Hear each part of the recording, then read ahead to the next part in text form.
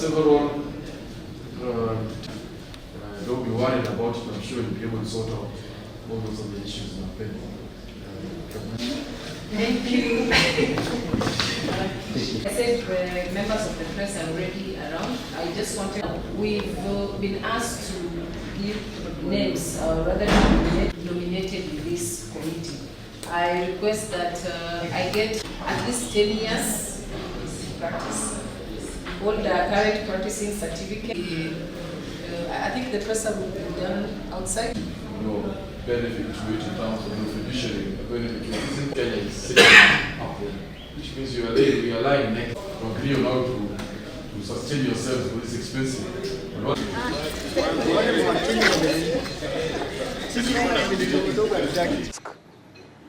Thank you very much. I believe that we brought back the penultimate sentence. Mixed opinion. The human rights people say it's, and also the legal fraternity all over Western Kenya. Thank you very much.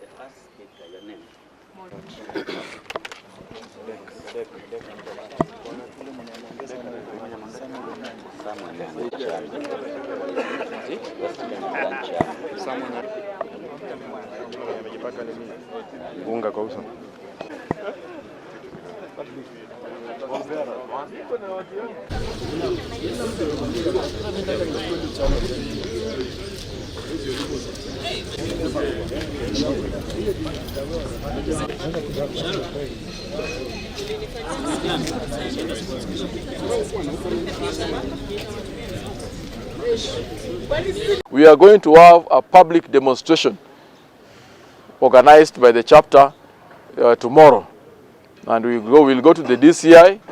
If they chase us, tear gas us, the better. Let the public know that we are being punished for calling out for explanations as to our brother's death. There will be a demonstration tomorrow.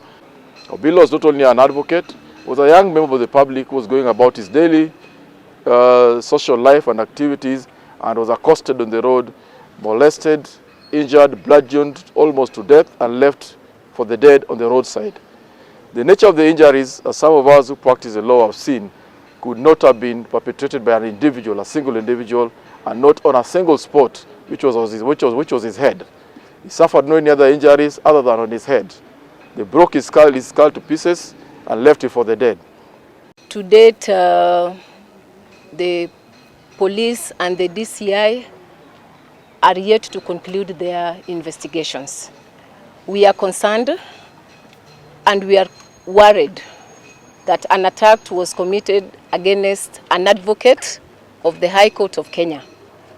I'm aware that the CEO of the Law Society of Kenya, Mercy Wambua, has communicated with the head of homicide formally to do that, send a team down here to come and speedily conclude those investigations, take over, because there seems to be some laxity. We have not got any reports from the DCI in this region as to the motive or reason as to why Mr. Bello was killed, which we hoped would have come out of this particular person who was arrested.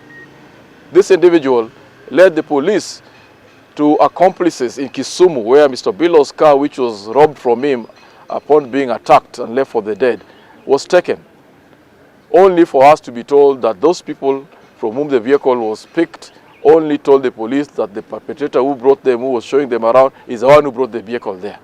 It's a high time, as we said in other forums, that we need to review that provision, or if not death sentence, then we should find a way of incarcerating them until their fate is determined by the courts. It is dangerous to give them bond, and we realize the courts have also now loosened the bond. The bond terms used to be very hefty and very heavy. But now that they can afford to pay 1 million, 2 million shillings and come out here, they come out here and they continue controlling or necessitating or facilitating some of these atrocities. So I think as the new LSK office comes in, council comes in, we need to look at or make propositions on how to tighten issues about bail and bond and securities for these particular individuals, or a possibility of amending the constitution so that we find a more stricter way of dealing with such criminal elements amongst the society.